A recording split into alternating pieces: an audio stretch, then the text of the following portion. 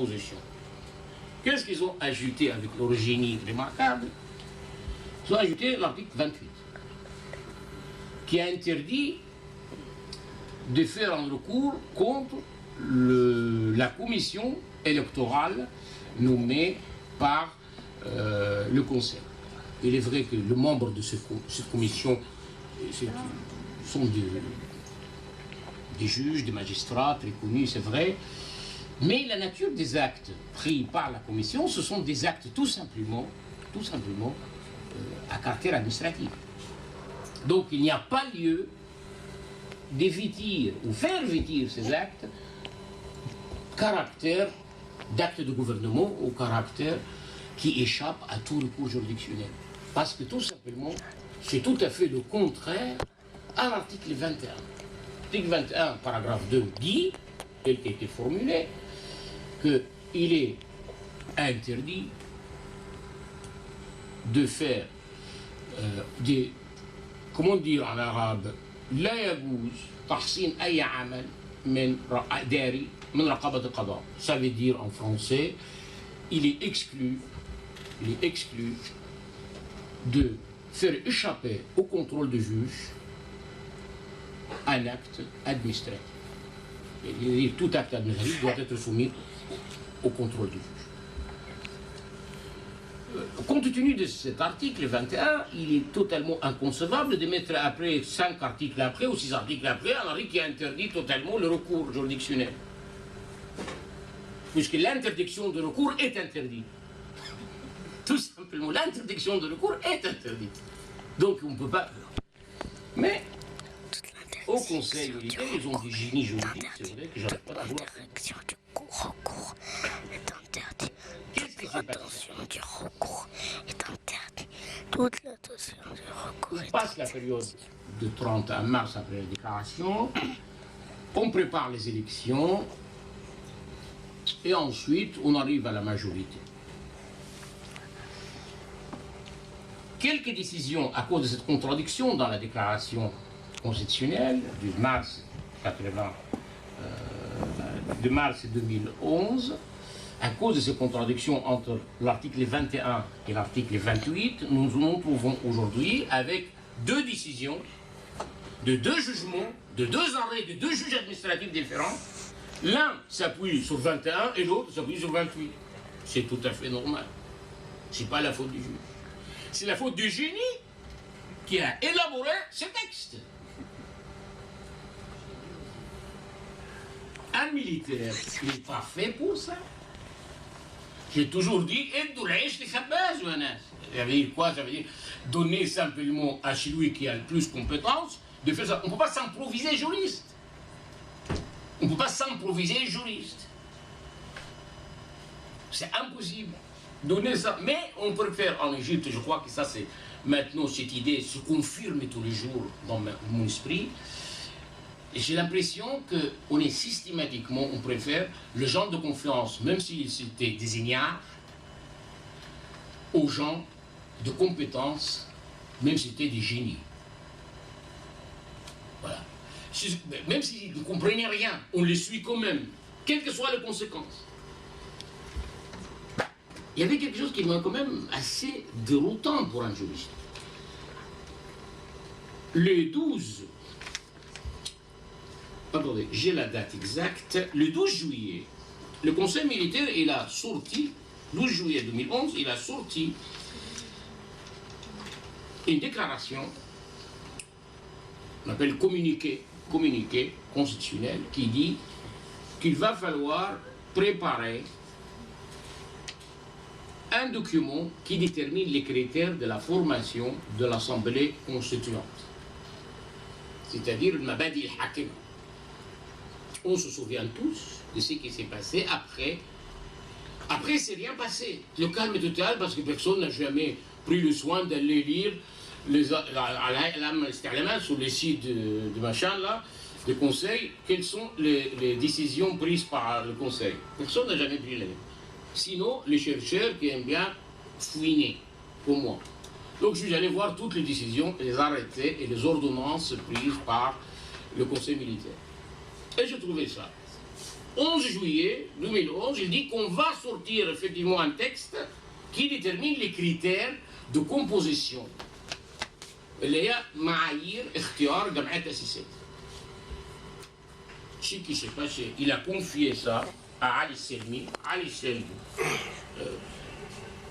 je le connais un peu, professeur à la faculté du commerce en Égypte, et ami d'Yahya El-Gam. Quand je dis ami, ils passent leur temps ensemble. Moi, je l'ai vu au salon d'Yahya El-Gam. Je l'ai rencontré au salon d'Yahya El-Gam. Je tiens son oreille parce que... Donc je sais qu'il a rédigé. Ali Selmi, il n'est pas juriste. Donc Yahya El-Gam a rédigé, j'apprécie. C'était mon professeur avec qui j'ai fait ma première thèse de doctorat en Égypte. Qu'est-ce qu'il a fait, Hagama? Il a fait un document, encore une fois, qui me paraît, si on avait ces documents depuis longtemps, ça aurait été bien. Il avait déjà défini les critères de la formation de l'Assemblée constituante dans ce document, de façon tout à fait équilibrée. Tout de suite après, la manif, تحقيق مليونية مش عارف كان اسمها ايه مليونية الغضب بعتقد. Le million de la colère, la manifestation de la colère. Alors, vu la pression de la rue, il fallait retirer le document. Ma fiche Hakema, et alors là, ça fait monter le problème de normes supra-constitutionnelles. Ça, c'est un autre débat. C'est vraiment un autre débat juridique et philosophique. Existe-t-il ou non de normes qu'on appelle supra-constitutionnelles? C'est un débat intéressant, important, mais compliqué. Et on ne va pas rentrer là-dedans peut-être tout de suite. Qu'est-ce qui s'est passé? Ils ont dit, je me souviens très bien, monsieur Abou Ismaïl, Hazem Abou Ismaïl, لا نقبل مبادئ حاكمة. عمل كده، لا انسى هذه الحاجة. لا اقبل مبادئ حاكمة تحكمنا، الديمقراطية.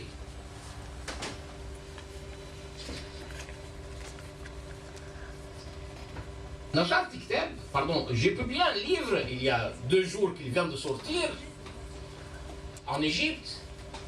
Et là je opposais à la thèse d'Abou Ismaïl la thèse suivante. Avait-il accepté ou pas la réduction du temps de mandat présidentiel de 6 ans à 4 ans et à limiter la durée de mandat, non seulement limiter aussi les mandats, c'est-à-dire limiter le nombre de candidats à 2 fois. Ça existe où ça? Est-ce que l'Assemblée constituante qui sera fixée selon lui, selon la thèse hostile à la supraconstitutionnalité, est-ce que cette thèse, selon cette thèse, est-ce que ce genre-là sont d'accord ou non qu'ils soient liés par la réduction du temps de mandat? Deuxième chose, deuxième règle, qui est dans la déclaration qui va lier la constituante, le prochain constituant, non seulement la durée du mandat, mais aussi la surveillance juridictionnelle dans tous les bureaux électoraux. Chaque bureau électoral, il va avoir une surveillance. Et ça a été décidé aussi dans la déclaration. De 2 choses l'une. Ou bien on dit les 2 déclarations ne font rien, il ne faut pas que ça donne il faut pas que ça puisse avoir un effet juridique sur la suite. Ou bien on dit ça, et dans ces cas, l'Assemblée constituante est totalement libre. Très bien, c'est ce que dit certains professeurs en France, d'ailleurs. Et dans ces cas, on fait tout. C'est tout ce qu'on avait demandé à la Révolution. Limiter le temps de mandat, ça ne sera pas repris dans la nouvelle Constitution. Pour revenir à 10 ans de mandat, pourquoi pas, 20 ans de mandat, pourquoi pas, ou n'importe où. À moins que l'impensable soit vrai. À moins que l'impensable soit vrai.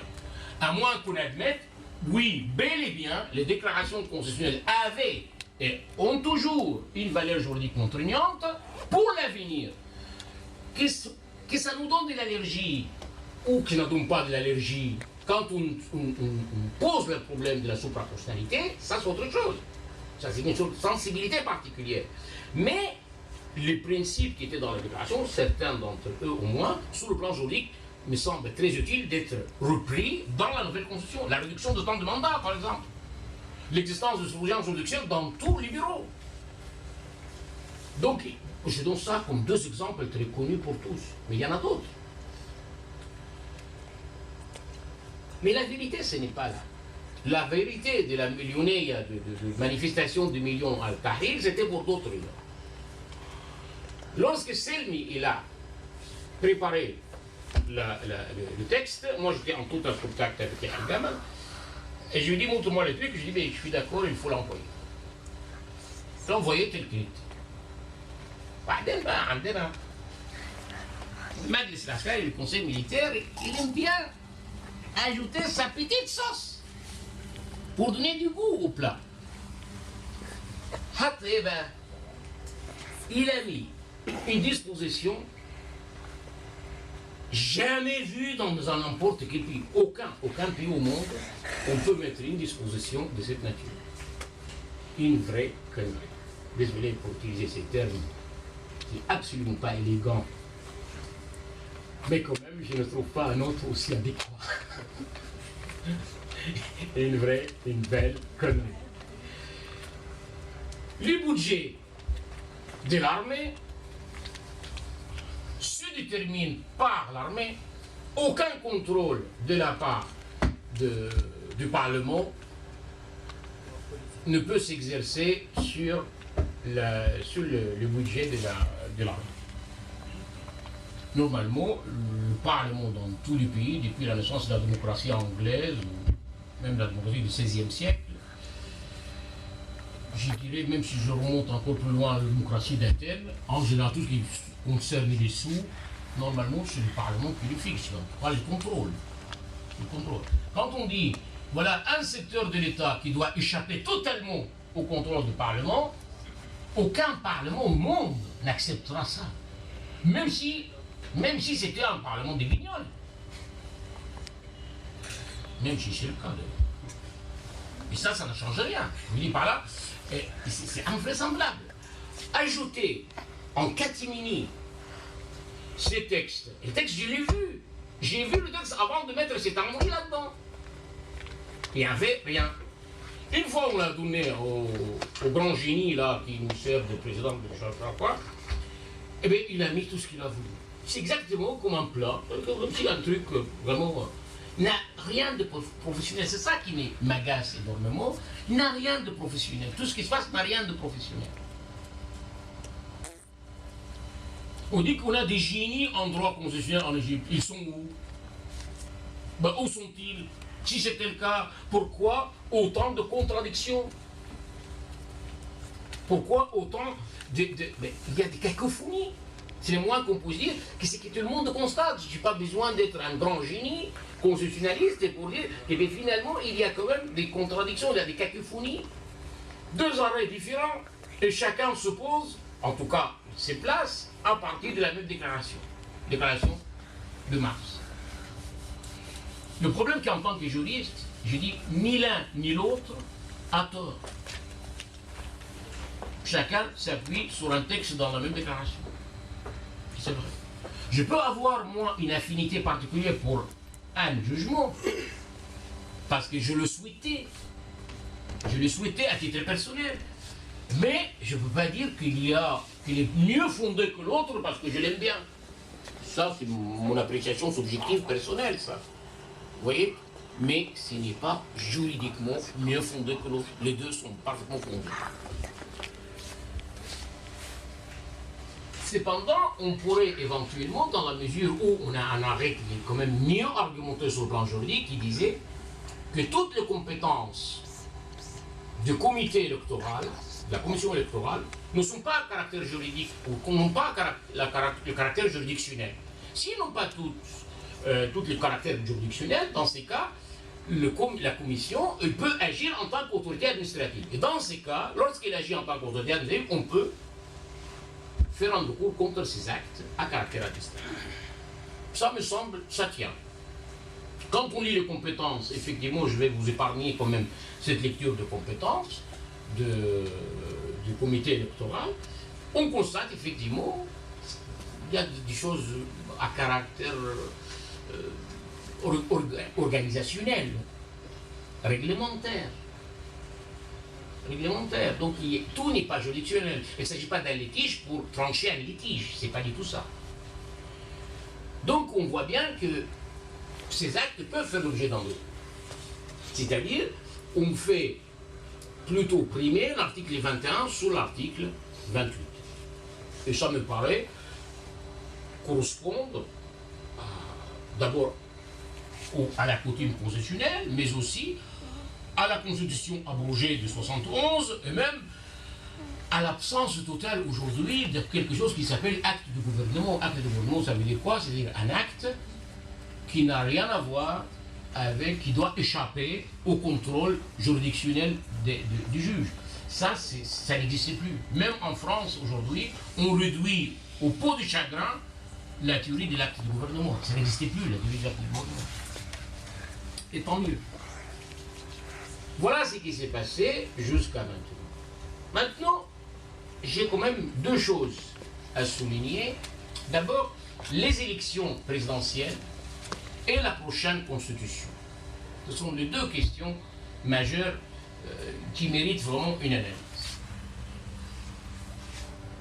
Qu'est-ce qu'on entend d'un président de la République? Moi, j'entends un programme de trois parties, personnellement. Parti politique, parti économique et parti social. Trois chapitres. Et j'ai envie que chacun vienne me dire quelles sont ses propositions sur ces trois chapitres. C'est ça qu'on appelle un programme présidentiel. Parti politique, ça veut dire quoi? Ça veut dire les réformes politiques et constitutionnelles éventuellement qui suggèrent. Désolé, moi j'ai besoin de savoir qui fait quoi. Quelle est la portée de compétences de chaque pouvoir? C'est ça que j'ai besoin de savoir. Quelle est la portée de compétences du président de la République lui-même? Donc il faut que je vois un petit peu sa vision, lui, de gouvernance, le plan politique. Deuxième chose, le problème économique de l'Égypte. Il est très très important que le président puisse répondre par des propositions concrètes sur la manière qu'il estime appropriée pour régler le problème du chômage. Quel est son programme pour réduire le problème du chômage, pour lutter contre la pauvreté, pour le logement, pour le transport, pour la sécurité. Voilà ce que j'attends d'un président en Égypte aujourd'hui. Mais certainement pas, je n'entends pas de lui comment va s'habiller ma femme. Ou comment va s'habiller ma fille. Je lui fous les deux doigts dans l'œil. S'il n'y a jamais quelqu'un qui doit décider ça, elle et moi. Mais certainement pas lui. Je n'ai pas envie de cette, comment dire, ingérence dans la vie privée des gens. Quand on a élu des parlementaires, on les a élus pour des réformes politiques et sociales et économiques, afin de proposer des projets de loi de cette nature. Et certainement pas pour d'autres natures qui n'ont rien à voir avec le droit. Ça a à voir avec la morale, a tout à voir avec la morale, avec sa conception subjective de la morale. Tout ça, ce n'est pas son rôle. Là, il dépasse largement son rôle. Ce n'est pas son rôle.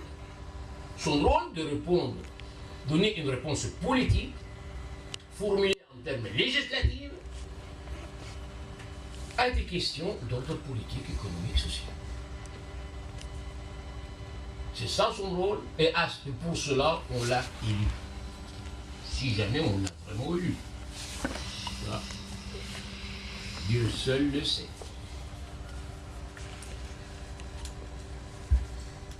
Troisième chose, il faut quand même qu'il donne sa vision, troisième chapitre, sur la situation sociale en Égypte, la cohésion sociale du pays.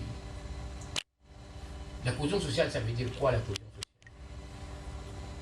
L'Égypte a toujours vécu, musulmans et chrétiens, ensemble. Pourquoi il y a des tensions? Pourquoi il y a des tensions? Quelle que soit la tension, quelle que soit sa source, je ne vais pas rentrer dans un polémique interminable. Je dis simplement disons que attisser la haine, le feu, quand vous trouvez que la victime, elle est encore plus victime et l'agresseur est encore plus agresseur. Ça ne sert à rien de cautionner ce type d'attitude. Ça ne sert à rien. Eux comprennent qui pourront. Ça ne sert à rien à attiser ce type d'attitude. Pourquoi? Parce qu'on voit bien l'état d'exaspération. Les gens sont... Déjà, la difficulté économique du pays sont telles. Les gens J'étais avec ma cousine l'autre jour. Elle me disait, j'ai peur de sortir de chez moi. Pourquoi? Elle me dit, il y a des filles qu'on les enlève. On kidnappe les filles. Mais on est où là? Tu es où? Tu habites où maintenant? Mais je suis toujours à Alexandrie, j'habite toujours au plan centre-ville. Et bien Alexandrie, dans centre-ville, on kidnappe les gens. Ben les filles. Une fois que je me balade comme ça, les cheveux ne sont pas couverts, ben oui, ça peut arriver. Et c'est déjà arrivé. Je suis désolé, c'est très inquiétant. Là, moi, je ne peux pas expérimenter ça moi-même, parce que quand je vais en Égypte avec ma barbe, je ne risque pas d'être kidnappé. Et malheur à lui s'il prend ça un jour. Mais évidemment, c'est quand même troublant. Et comme par hasard, tout ce qu'on connaît, tout ce que connaît n'importe quel professeur de droit pénal, sur les premières phases des infractions, il connaît quand même qu'il existe quelque chose qu'on appelle gam'alisté de la lettre. L'instruction, ouvrir l'instruction, l'enquête, trouver le coupable, et juger. Non, rien de tout ça. فص ملح وداف ولم يوجد لأن الله أخذه. هو كان هنا ومشي. عندي appelle ça les C'est un truc invraisemblable. Mais qui peut supporter ça? 22 cette inefficacité de l'État, a une répercussion immédiate sur la cohésion sociale.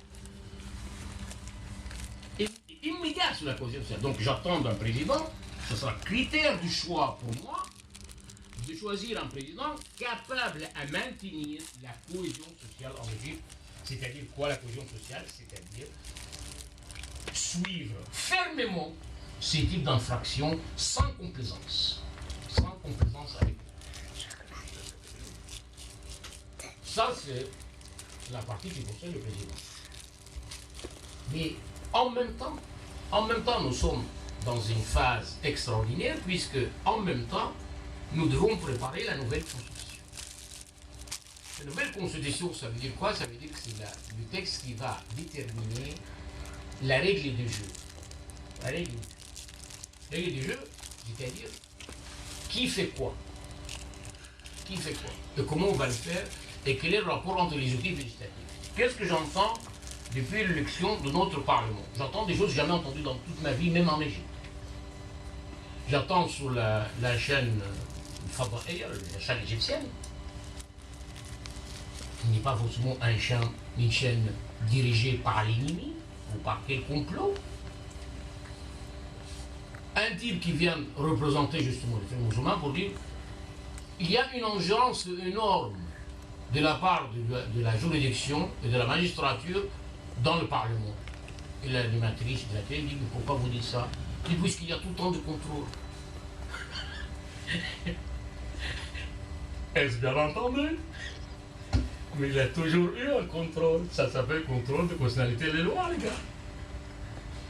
Un million d'étudiants en première année. Un gamin de première année. Il voudra. Ben, c'est normal, ça s'appelle contrôle de constitutionnalité des lois. C'est quoi le problème avec ça? Et non, c'est l'ingérence. Ah bon? Et vous voulez un pouvoir carte blanche. Je suis élu du peuple, je fais ce que je veux, je détiens la souveraineté. Ah bon? Et moi, je suis quoi, moi? Ah bon? Quel génie! Quel génie! Quand j'entends ça, paraît-il, le professeur de droit, docteur en droit. Tu vois, quel grand génie encore qui va accorder la thèse, certainement pas moi. Mais c'est affligeant et infligeant. c'est affligeant de nous faire écouter ça par quelqu'un qui se présente comme docteur ou je ne sais pas quoi en droit. Il y a de l'ingérence dans le cadre des travaux parlementaires, dans le cadre, parce que vous voulez contrôler à chaque fois, c'est normal. Ça s'appelle le contrôle de constitutionnalité. C'est tout à fait normal. Et quand j'ai envie d'ajouter un truc simple, on a même envie de dire, il est sain du dessous de l'Assemblée nationale, il est sain, même nécessaire sous l'Assemblée nationale, une fois que la période transitoire prend fin. Pourquoi? Parce que qu'est-ce que c'est la transition constitutionnelle? Qu'est-ce que c'est la transition politique? Que les institutions nées avec la transition doivent prendre fin avec la transition. C'est-à-dire, à la fin de la transition, il y a deux organes qui doivent partir et disparaître à jamais, Seigneur Jésus, de la vie politique égyptienne, le Conseil militaire et notre chère Assemblée des banques. Et je m'inclus avec eux, bien entendu, suivant. Évidemment, les deux organes nés à l'époque de transition doivent disparaître avec la fin de transition. Ça veut dire quoi? Ça veut dire tout simplement, une fois qu'il y a un président élu et au pouvoir, doit prendre immédiatement la décision de dissoudre le Parlement et convoque les électeurs à une nouvelle élection. Et j'espère que tout ce qui concerne les élections, la prochaine élection, soit organisé quand même de façon radicalement différente par rapport à autrefois. Donc, l'idée même que le Parlement soit dissous